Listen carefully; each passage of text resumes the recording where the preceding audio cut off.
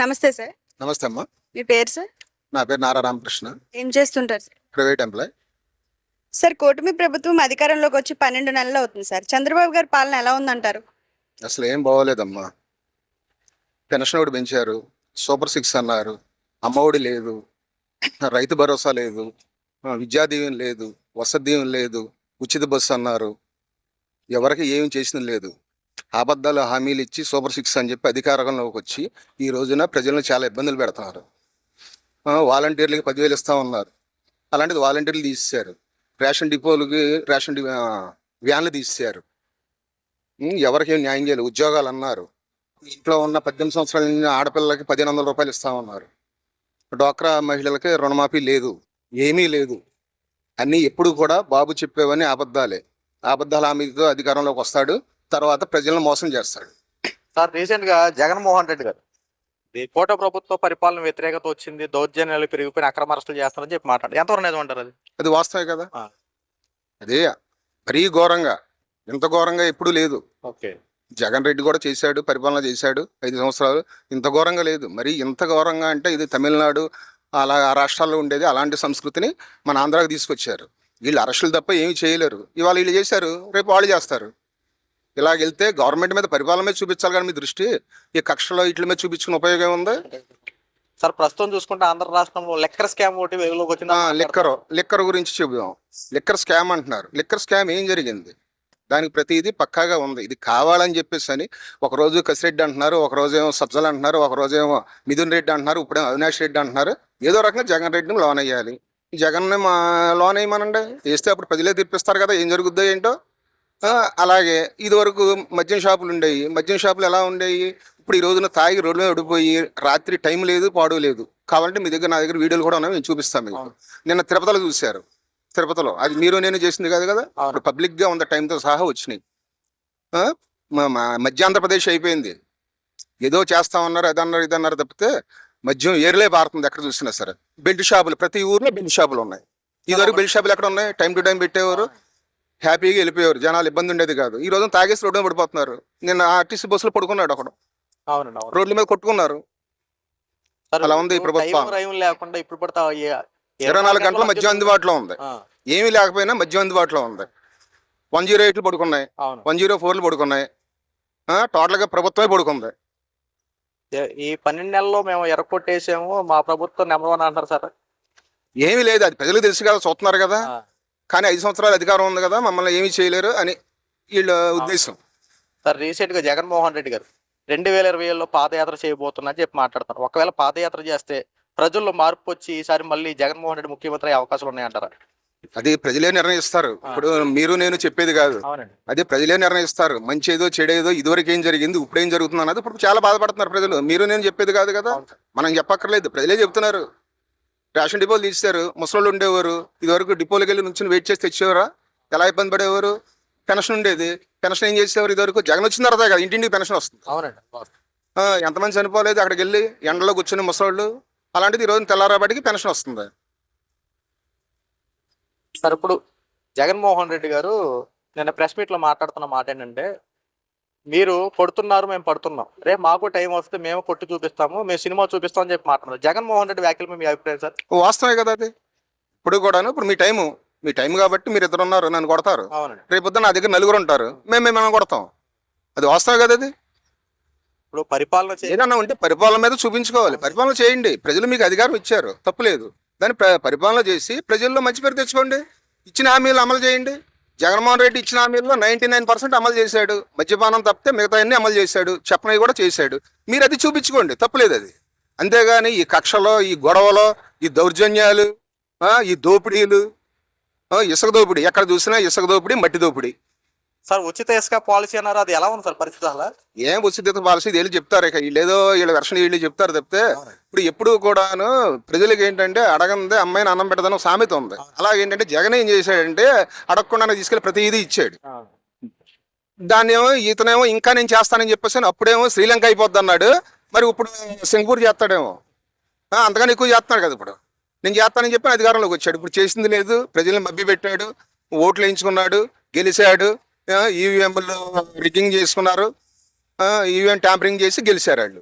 Sir ప్రస్తుతం ఆంధ్ర రాష్ట్ర ప్రజలకి పథకాలు కావాలా, అభివృద్ధి కావాలా సార్? పథకాలు కావాలి, అభివృద్ధి కావాలి, రెండు సంక్షేమం ఉండాలి, ఇది రెండు ఉండాలి కదా, రెండు ఉండాలి. అంతకన్నా ఎక్కువ చేస్తానన్నాడు కదా అవునండి. చంద్రబాబు ఇచ్చిన హామీ ఏంటి, నేను అంతకన్నా ఎక్కువ చేస్తానన్నాడు. నేను అధికారంలోకి వస్తే బిర్యానీ పెడతారన్నాడు. బిర్యానీ ఏంటి, ఇప్పుడు అన్నం లేకుండా పోయింది. సార్ ఏలూరులో అన్న క్యాంటీన్లు ఎన్నో ఓపెన్ చేసి ఎలా ఉన్నాయి సార్ పరిస్థితులు? అన్నా క్యాంటీన్లో అది మంచిదే. అది ఓకే. అన్నా క్యాంటీన్ అన్నది ఇప్పుడు చాలా మంది లేబర్ ఉంటారు. అవునండి.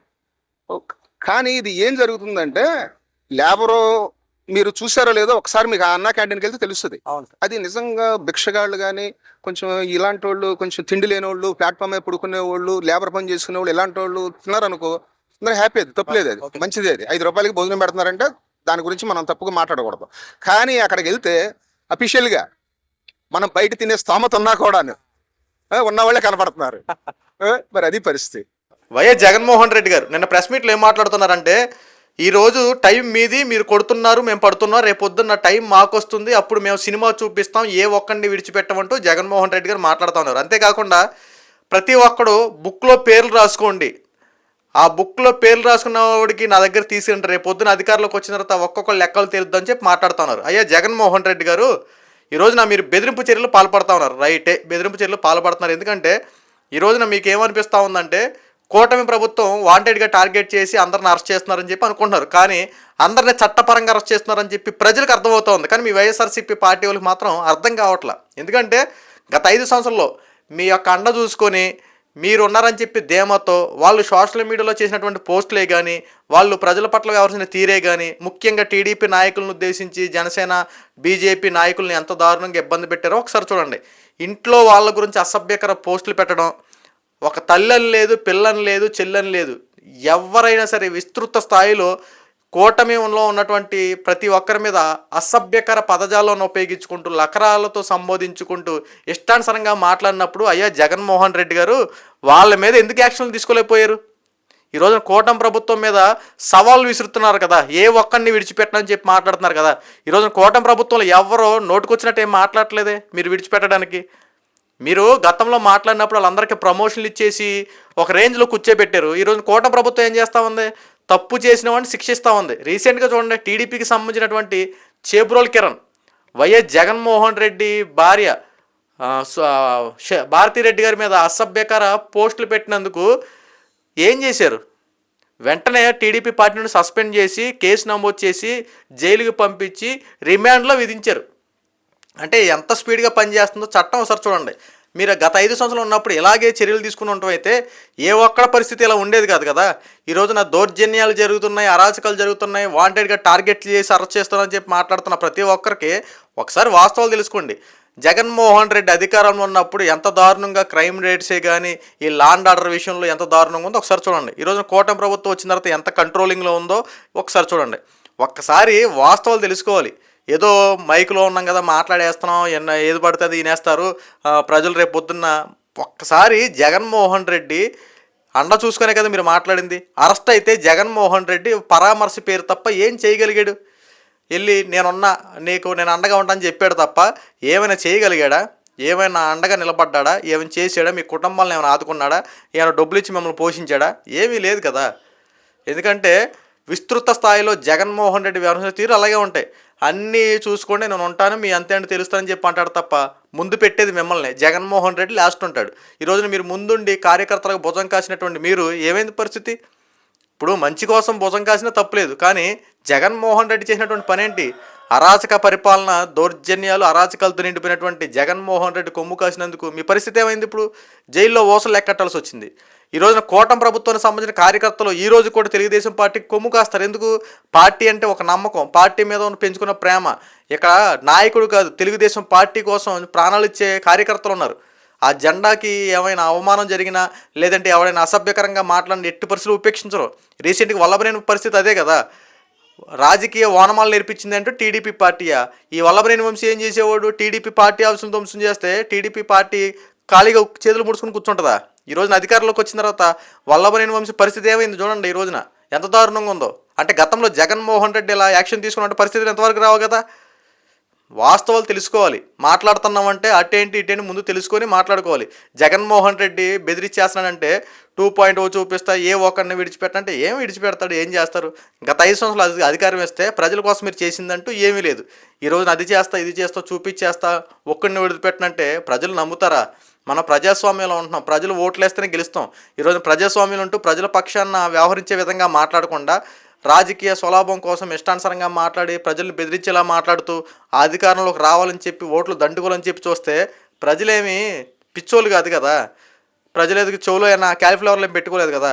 ప్రజాస్వామ్యంలో ఉంటే ప్రజలకు మంచి చేస్తే ప్రజలు నెత్తి మీద పెట్టుకొని అధికారం ఇస్తారు. లేదంటే మొన్న 11 సీట్లు ఎలాగే చదపాలతనికి తొక్కారో రేపొద్దున డిపాజిట్లు కూడా రాకుండా అదం పతలను తొక్కేస్తారు. సో ఇప్పటికైనా వాస్తవాలు తెలుసుకొని జగన్మోహన్ రెడ్డి మాట్లాడుతున్న మాటలకి ఈ రోజున వాళ్ళ యొక్క వైఎస్ఆర్సీపీ పార్టీ వాళ్ళు మాట్లాడేటువంటి మాటలు కూడా అలాగే ఉన్నాయి. సో రాబోయే రోజులు ఖచ్చితంగా వీళ్ళందరూ బుద్ధి చెప్పే విధంగా కూటమి ప్రభుత్వం చర్యలు తీసుకుంటుంది.